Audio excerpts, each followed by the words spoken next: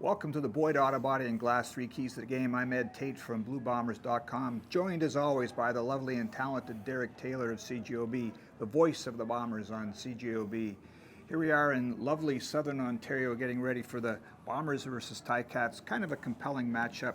And let's get right to one of the news of the day is Jackson Jeffcoat out, Celestin Haba in at defensive end. What kind of change does that mean, and what's the impact of that? Yeah, Coach O'Shea will say Jackson Jeffcoat essentially was born to be a pass rusher, right? And you see it on the field. When he's in, huge impact that defensive line. When he's not in, he's very much missed. So Jackson, O'Shea said, is just kind of a precautionary thing, not any long-term injury, one-game injured list, but trying to get him a break. Celestin Haba, when he played early in the season, 3 sacks, and I gave him credit for a 4th one because he missed it by this much behind another guy. Right? Haba was able to perform off that edge opposite Willie Jefferson, and I think as fans, that's kind of all we want, right? Because between Thomas and Walker in the interior, they can provide it as well. If there's a 4th guy, that's a real challenge for any offensive line. And oh, by the way, the Ticats offensive line is pretty banged up. They're going to have to put guard Brandon Revenberg out at tackle in this game. So salivation from the defensive ends, perhaps. Yeah, and then the second key, look, Hamilton's been kind of all over the map this year. They've won 2 of their last 3, but one of their strengths is their D-line. And that's going to be the battle of the trenches is something to keep an eye on. Former Bomber Casey Sales, one of the anchors of it, but you've got guys like Shakira Davis and Jonathan Kongbo, who Bomber fans know well. Dylan Wynn won't play in this game, but still, they have all these bodies and all these different body types, right? Jonathan Kongbo, and then Mason Bennett. Thank you, the Winnipegger.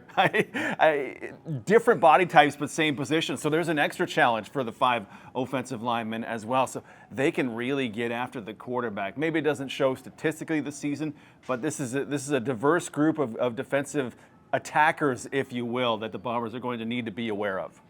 One of the Ticats' best weapons on offense is Tim White, a dynamic receiver, and you want to look at one of the matchups he's going to have on a Saturday against the Ticats. Yeah, White's going to end up in the slot as he does, but White is a weapon kind of in the vein of how Nick Dembski is for the Bombers, right? He's in the slot, and they'll run him here, and they'll do this, and they'll deep, short, however they can get him the ball, they will get him the ball. So that leaves a challenge for anybody who operates in the slot defensively, like, say, an Evan Holm, who was number 2 in the league in pass knockdowns. Holm, he got his first start in Hamilton a year minus 2 days ago, right? And it's been an uphill trajectory since then. He talks about how he feels calmer and he's more relaxed, and he's very clearly athletic as can be. Going to need all of that if they hope to contain Tim White, who put up a 160 in a game not too terribly long ago. It's always a tough place to play. Winnipeg at Hamilton should be a compelling one. For the lovely and talented Derek Taylor of CJOB, I'm Ed Tait from BlueBombers.com, and that's the Boyd Auto Body and Glass 3 Keys to the Game.